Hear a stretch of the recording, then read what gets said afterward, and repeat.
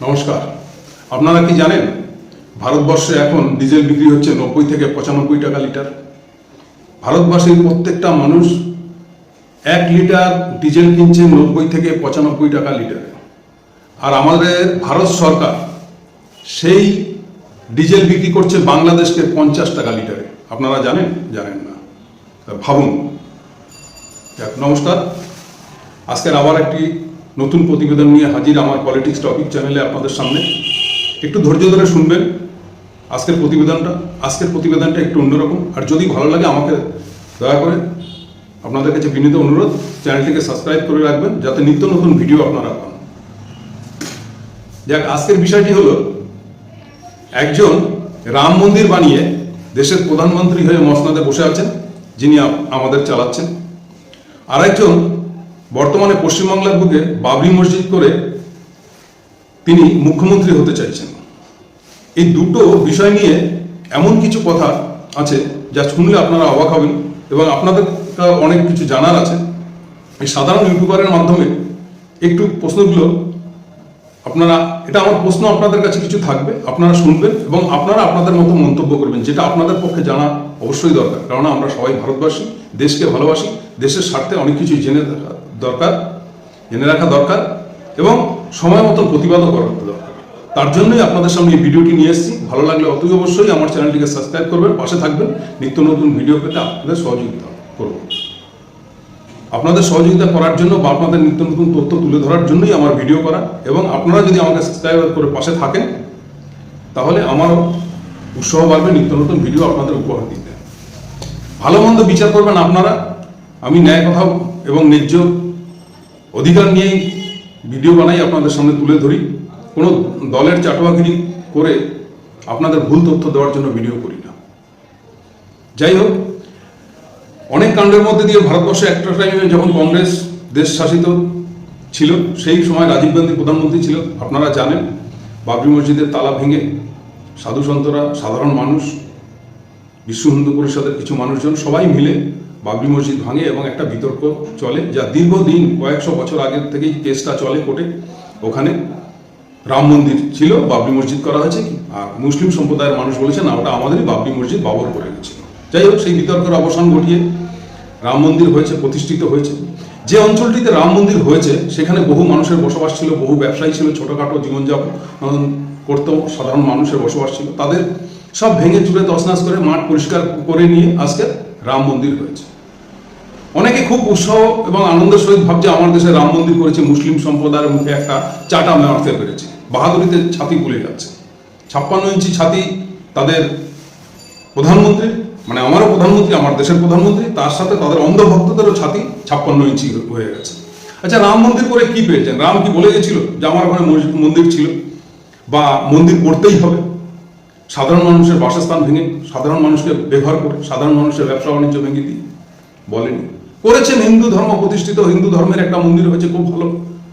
কিন্তু তাদের পুনর্বাসন দেওয়া তো উচিত ছিল, তাদের ক্ষতিপূরণও তো দেওয়া উচিত ছিল। আপনার সরকার কি দিয়েছে? একটু খোঁজ নিয়ে দেখুন তো, দেয়নি। যার জন্য লোকসভায় ওখানে এই নরেন্দ্র মোদী সারা ভারতবর্ষে জিতলেও কিন্তু ওখানে হেরে গেছে। এটা একটু ভাববেন। অন্যর ঘরে আগুন লাগিয়ে নিজের ঘরে এসি লাগিয়ে আনন্দ করে লাভ নেই বন্ধু, একটু ভাববেন। আপনিও একজন মানুষ, যদি ওখানে আপনি বসবাস করতেন, আমি বলছি কোনো অন্ধভক্ত যারা আছেন তাদের যদি বাড়ি ঘর থাকতো, তার যদি ওখানে দীর্ঘদিনের ব্যবসা থাকতো, তাকে যদি লাত মেরে তুলে দিত, তার কেমন লাগতো একবার ভাবুন। কোনো জিনিসের প্রতি অন্ধভক্ত হয়ে লাভ নেই। অন্ধভক্ত নিজের মায়ের প্রতি হন, সেটা মানুষের কিন্তু আপনাকে বাহবা দেবে। কিন্তু কোনো নেতার বাহবা পাওয়ার জন্য কোনো দলের চাটুয়াগিরি করে দেশটাকে অধঃপতনে নিয়ে যাবেন না।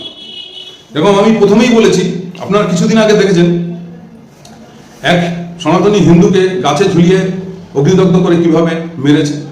খুব লাফালাফি করেছে এখানকার অন্ধভক্তরা, অনেকে আঙ্গুল তুলে করেছে, অনেকে অনেক ভিডিও বানিয়েছে, অনেকে অনেক রকম কথা বলেছে, অনেক রিপোর্টাররা কথা বলেছে এবং অন্ধভক্তরা বলেছে দেখো মুসলিমরা কত নৃশংস প্রাণী, তারা কিভাবে মানুষকে মারছে।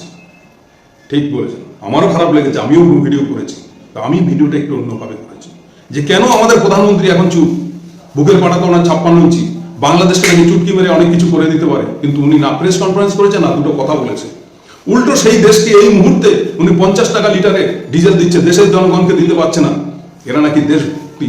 আচ্ছা বলুন, বাংলাদেশের কাছ থেকে কি পাবে? ইলিশ মাছ পাবে তার জন্য? না বাংলাদেশ হিন্দুদের সুরক্ষিত রাখবে তার জন্য? না ইউনুস সরকারের কাছে হাঁটু করে দিচ্ছে, দেখো আমি বিরাট ধনী তাই তোমাকে দান করছি? কোনটা? দেশের মানুষকে বলুক, আর অন্ধভক্তরা এই কথার উত্তর দিক। আমি চাই উত্তর দিক। শুধু এই সুবিধাই না, সব ব্যবসা বাণিজ্য সবকিছু চলছে। আজকে বাংলাদেশের কোনো খেলোয়াড় যদি আইপিএল এ শাহরুখ খানের দলে খেলে, তো শাহরুখ খানকে বলছে দেশদ্রোহী। তাহলে প্রধানমন্ত্রী কোন দ্রোহী, কোন দেশপ্রেমী? যিনি ক্ষমতায় বসে একটা কথা রাখেনি। রাম মন্দির তো একটা পন্থা।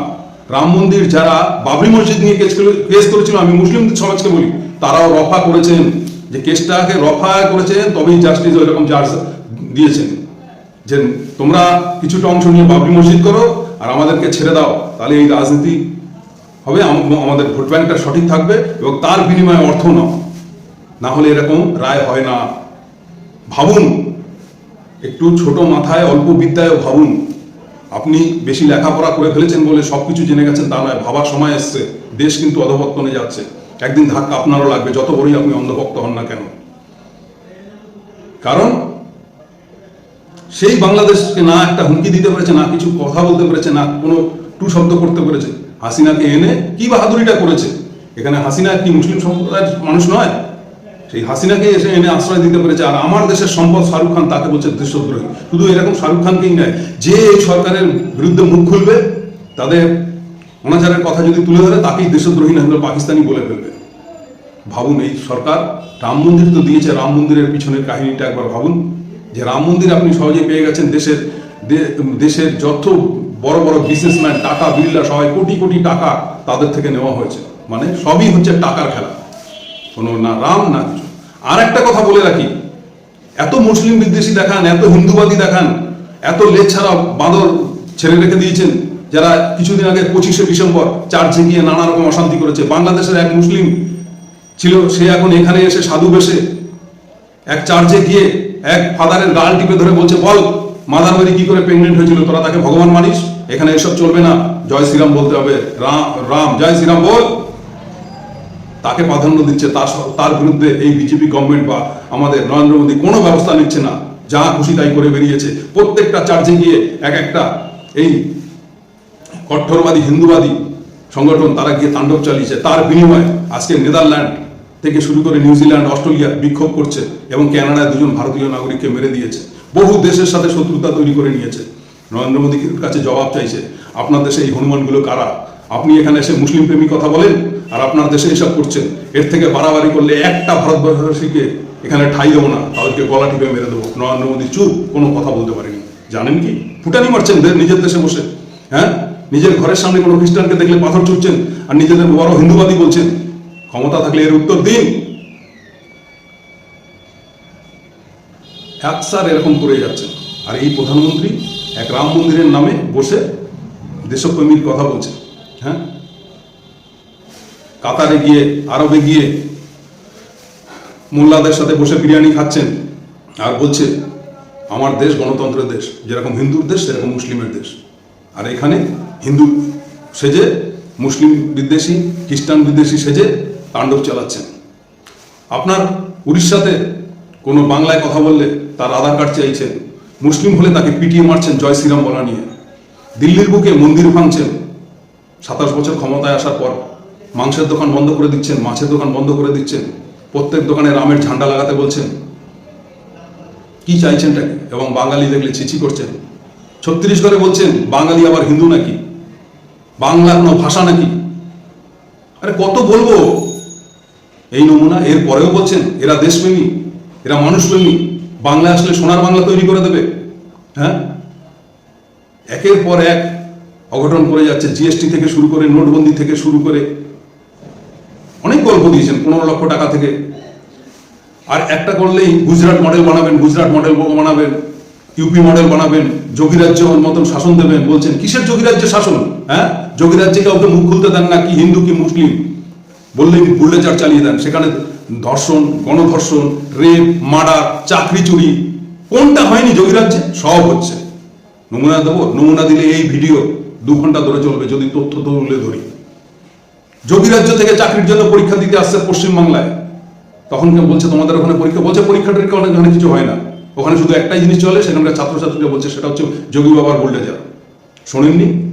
রিপোর্টারদের মাইকের সামনে বলেছে। তখন আপনার অন্ধভক্তরা কেন প্রতিবাদ করেননি যোগীর বিরুদ্ধে? একের পর এক ধর্ষণ হয়ে গেছে। দিল্লির বুকে কোনো সময় চলন্ত বাসের মধ্যে ধর্ষণ হয়েছে, যেখানে কেন্দ্রের প্রশাসন থাকে। ওই অঘটনটা ঘটেনি কোন রাজ্যে বলতে পারবেন? আসামে কি চলছে, মণিপুরে কি চলছে, কিছুদিন আগে বিহারে কি হয়েছে? এক 5 বাচ্চার মুসলিম ফ্যামিলি, 5 বাচ্চার মা বিধবা, তাকে তুলে নিয়ে ঠাকুর বংশের ছেলেরা ধর্ষণ করে দিয়েছে, ধর্ষণ করে তাকে মেরে দিয়েছে। কোনো এক হিন্দুকে জ্যান্ত পুড়িয়ে দিয়েছে। এগুলো সব ডেটা আসছে আমার কাছে। কোনো গদি মিডিয়া দেখাচ্ছে না। তা বাংলাদেশ নিয়ে আপনারা এত মাথা ব্যথা, এত লাফালাফি করছেন, যে দেশকে আপনার নেতা 50 টাকা লিটারে ডিজেল দিচ্ছে। আরে সেই দয়াটা বলুন না যে ভারতবাসীকে করতে। ক্ষমতায় আসার আগে তো বলেছিল 40 টাকায় আমরা পেট্রোল দেবো, আমাদেরকে ভোট দিন, বছরে 2 কোটি চাকরি দেবো। আবার এদের জন্যই এত আপনাদের মায়া কান্না আসছে যে পশ্চিমবাংলায় পরিবর্তন করতে হবে। আচ্ছা, মমতা ব্যানার্জি তো সব খারাপ। মমতা ব্যানার্জি আপনাদের কোন সুবিধা দেয়নি? সব সুবিধা ভোগ করছেন মমতা ব্যানার্জির থেকে, সর্ব সুবিধা ভোগ করছেন। প্রত্যেকটা এলাকায় খোঁজ নিয়ে দেবেন, একটা বুথে 2-3টে করে চাকরি হয়েছে, নমুনা দিয়ে দিতে পারি। আমার বাড়ি মধ্যমগ্রাম বিধানসভায়, এসে খোঁজ নিয়ে যাবেন, হাতে ধরে দেখিয়ে দেবো যে এই 2011 সালের পরে কার কার চাকরি হচ্ছে গভর্নমেন্ট সার্ভিস। না দেখাতে পারলে যা শাস্তি দেবেন তাই মেনে নেব। গেল এটা। দ্বিতীয়ত কথা, উনি তো প্রধানমন্ত্রী হয়েই গেছেন চুরি চাপাটি করে, ভোট চুরি করে। এখন এসআইআর এর মাধ্যমে কি করতে চাইছেন? দেশের যিনি নাগরিক অমর্ত্য সেন, পৃথিবী তাকে চেনে, তাকেও হিয়ারিংয়ে ডাকছেন, সে ভারতীয় নাগরিক কিনা দেখতে হবে। কোনো ক্রিকেটার যাকে রাষ্ট্রীয় পুরস্কার হাতে তুলে দিয়েছেন, সে মুসলিম একজন খেলোয়াড়, ওয়ার্ল্ড কাপ এনে দিয়েছে, ওয়ার্ল্ড কাপ খেলেছেন, দেখেছেন কিছুদিন আগে ওয়ার্ল্ড কাপও খেলেছে। আপনারা, আমি নাম বলছি না, আপনারা বুঝেনি কে, যাকে পুরস্কার হাতে তুলে দিয়েছে রাষ্ট্রপতি, তাকেও এসআইআর ডাকছেন। কাকে বাদ দিচ্ছেন আপনারা? 7 নম্বর ফর্ম ফিল আপ আপনাদের বিজেপি নেতার গাড়ি থেকে পাচ্ছে, যে ফর্মটা ফিল আপ করে আপনি যদি কারোর বিরুদ্ধে এলিগেশন দেন তাহলে তার নামটা কাটা যাবে। বলেছিলেন তো 2 কোটি রোহিঙ্গা আছে পশ্চিমবাংলায়। কটা রোহিঙ্গাকে ধরেছেন আপনারা, আর কটা রোহিঙ্গাকে তাড়িয়েছেন একটু বলুন না। আমি খুদ বলছি ভিডিওতে, আমার মেয়েকে ডেকেছেন, আমি যাইনি, আমার মেয়েকেও পাঠাইনি। কারণ আমার মেয়ে নীলরতন হসপিটালে জন্মগ্রহণ করছে, তার বার্থ সার্টিফিকেট থেকে জন্ম সার্টিফিকেট সে 3rd ইয়ারে পড়ে, তার এভরিথিং দিয়ে ভোটে নাম তোলা হয়েছে, তার বাবার 14 পুরুষের কাগজ দিয়ে তোলা হয়েছে। দেখি নামটা কি করে কাটে, তারপরে হবে, তারপরে বুঝবো। আইনি ব্যবস্থা অনেক কিছু আছে, হিয়ারিংয়ে যাবো না। কেন যেতে যাবে?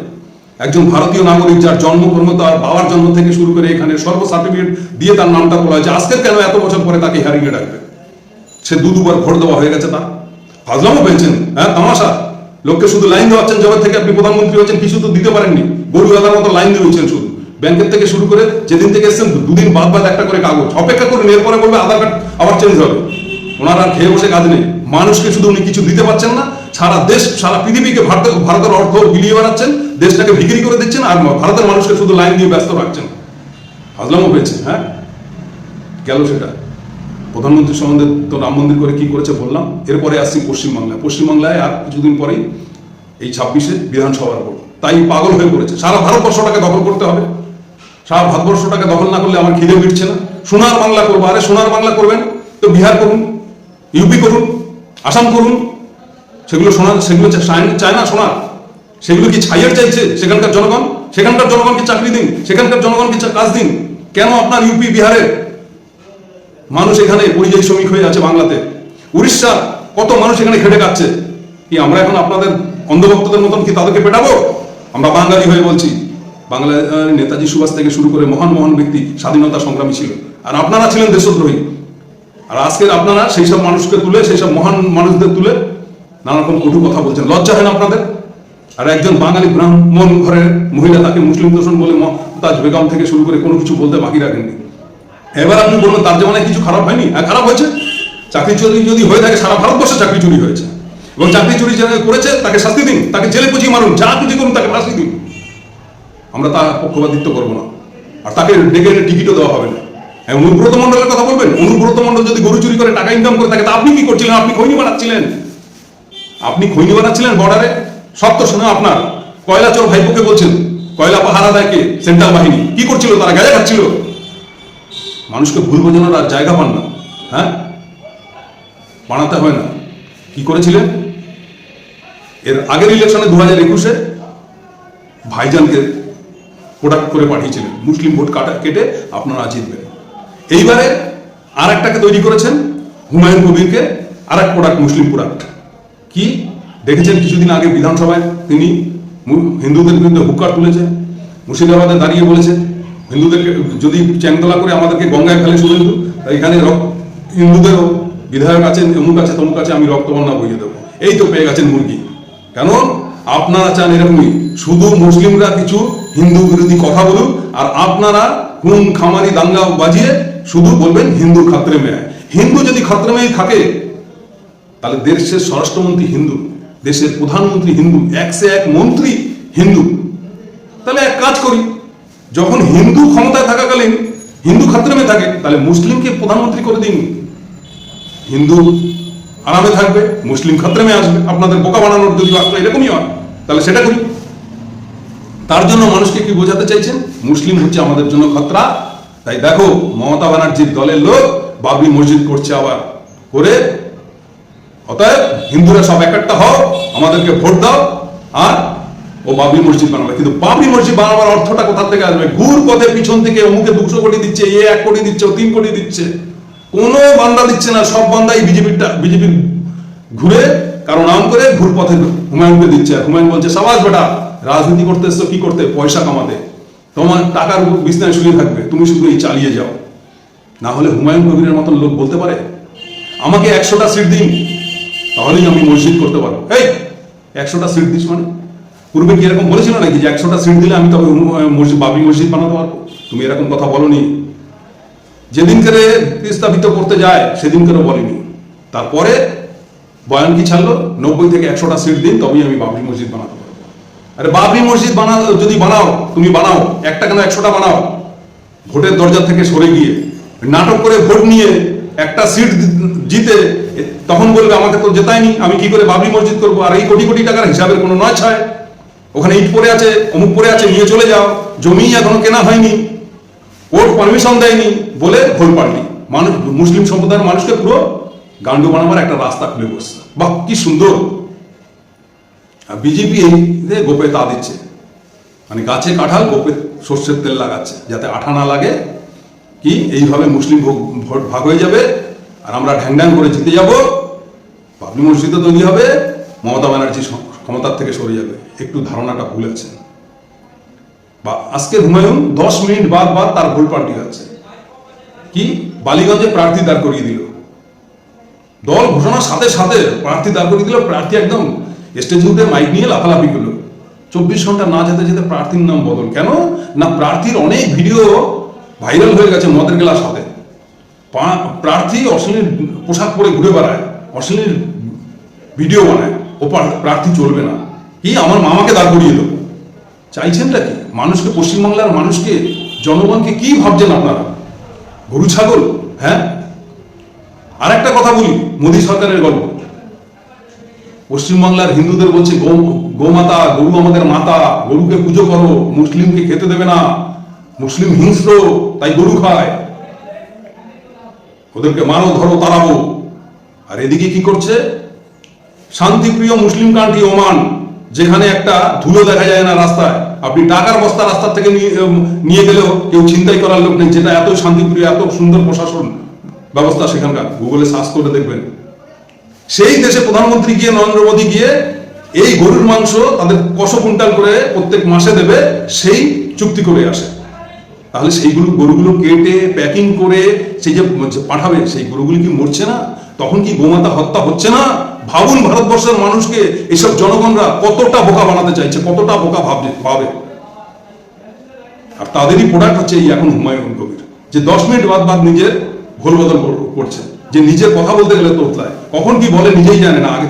এবং সে বলছে আমি 90টা সিট পাবো, মানে ওকে দিয়ে দিয়েছে জনগণ, মুখ্যমন্ত্রী আমি হব। তখন বিজেপি যদি সমর্থন দেয়, তাহলে তার সমর্থন নিয়ে সরকার করবো। যদি তৃণমূল আমাকে সমর্থন দেয়, তো তৃণমূলের সমর্থন নিয়ে আমি সরকার করবো। তারপরে আমি লক্ষ্মী ভান্ডার দেবো। মমতা ব্যানার্জি 1000 দিচ্ছে, 3000 টাকা দেবো। কি ভাবি কি এরা? আরে সারা ভারতবর্ষে সরকারি যোজনা যতগুলো মমতা ব্যানার্জি করেছে, একমাত্র মুখ্যমন্ত্রী পশ্চিমবাংলার এই মুখ্যমন্ত্রী, এবং তাকে অনুকরণ চলছে। বিদেশ তাকে নিয়ে সম্মান করছে তার কন্যাশ্রী প্রকল্পের জন্য, রূপশ্রী প্রকল্পের জন্য। বহু পুরস্কার প্রাপ্তি এই মুখ্যমন্ত্রী। আপনাদের দলের কোনো মুখ্যমন্ত্রীকে বা কোনো প্রধানমন্ত্রীকে কোনো বিদেশে গিয়ে এত সম্মান করেনি, পুরস্কৃত করেনি যা এই মুখ্যমন্ত্রীকে করেছে। তাকে ডাইনি বলছেন, তাকে মমতাজ বেগম বলছেন, যা খুশি বলছেন। হ্যাঁ, আরে আপনারা ভোট চাইবেন, মমতা ব্যানার্জি করা বাদ দিন। উনি তো সন্ত্রাসী, অমুক তমুক, বাংলাদেশি, পাকিস্তানি যা পারছেন বলছেন, আপনাদের গায়ের জ্বালায় বলছেন, কারণ ওনার সাথে পেরে উঠছেন না। উনি সাধারণ জনগণকে এত কিছু দিয়ে রেখেছে যে তার সাথে পেরে উঠছেন না, না পেরে এইসব বক্তব্য ছাড়ছেন। আপনারা ভোট চাইছেন, প্রধানমন্ত্রীকেও বলি, এই হুমায়ুন কবিরের মতন মানুষদেরকেও বলি, নতুন কিছু দিন জনগণকে, শিক্ষা ব্যবস্থা, হসপিটালের সুব্যবস্থা, কিছু হসপিটাল, চাকরি, কর্মসংস্থান দিন না। দিয়ে তারপর চান না আপনাদেরকে এমনি বুকে টেনে নেবে ভারতবর্ষের জনগণ। কিছু দিতে পারছেন না, শুধু সাধারণ জনগণ থেকে লুটছেন আর কাগজের জন্য দৌড় করাচ্ছেন। আর এইসব মিথ্যা কথা বলে ভোট চাইছেন, মানুষকে লোটার যন্ত্র খুলে বসছেন। আপনারা কি দিয়েছেন আজ অব্দি? ডোনাল্ড ট্রাম্প যদি একটা চোখ মারে তো মোদীবাবু বাথরুমে চলে যায় ভয়ে, ফুটানি মারছেন। চীন দিনরাত ধমকাচ্ছে। আর বলবেন পশ্চিমবাংলায় কেন, ভারতবর্ষে ছোটখাটো যত কারখানা ছিল বন্ধ কার দয়ায় জানেন? বলতে গেলে খারাপ লাগে, একটুখানি ভাবুন। আমার বাড়ির সামনে, বাড়ির থেকে 5 মিনিট দূরত্ব যে রাস্তাটা গেছে, তার দুধারে শুধু কারখানা ছিল। রং থেকে শুরু করে, ইলেকট্রিক তার থেকে শুরু করে অনেক যন্ত্রপাতি, অনেক কিছু তৈরির কারখানা ছিল, সেগুলো সব বন্ধ। কিসের জন্য সেটা কি জানেন? একবার ভেবে দেখেছেন? কারণ টিকটক বন্ধ করে দিয়েছে আমাদের প্রধানমন্ত্রী। কিন্তু চীনের প্রোডাক্ট ঢালাও ওই বাজারে আসছে, ওখান থেকে 50 টাকায় কেন, এখানকার ইম্পোর্ট এক্সপোর্টের ব্যবসা করছে ব্যবসাদাররা। সেই সব কোম্পানির মালিকরাই আজকে কি করছে, এখানে ব্যবসা করবো না, আমাদের মাল চলছে না, কেননা চীনের মালের সাথে পারছে না দামি এবং তার সৌন্দর্যতে। সে ইউজাম ধরেই হোক না কেন, 50 টাকায় কিনে সেই সব কোম্পানির মালিকরাই আজকে এখানে 100 টাকায় বিক্রি করছে। সেই মাল 30 টাকায় কিনে 130 টাকা বিক্রি করছে। লোকাল দেশীয় পন্থা সব বন্ধ। তো বলতে গেলে অনেক কিছু বলা যায়। আজকের ভিডিওটা এখানেই সমাপ্ত করি। আপনারা কিছু প্রশ্ন রাখুন, মন্তব্য করুন। আমার ভিডিও কেমন লাগলো, খারাপ লাগলেও বলবেন, ভালো লাগলেও বলবেন। আমি যদি কিছু ভুল বলে থাকি সেটাও বলবেন, কমেন্টের মাধ্যমে জানান। এবং আমার ভিডিও দেখুন, নিত্য নতুন ভিডিও পাবেন। আমার চ্যানেলটিকে অতি অবশ্যই সাবস্ক্রাইব করবেন। জয় হিন্দ, বন্দে মাতরম। ধন্যবাদ।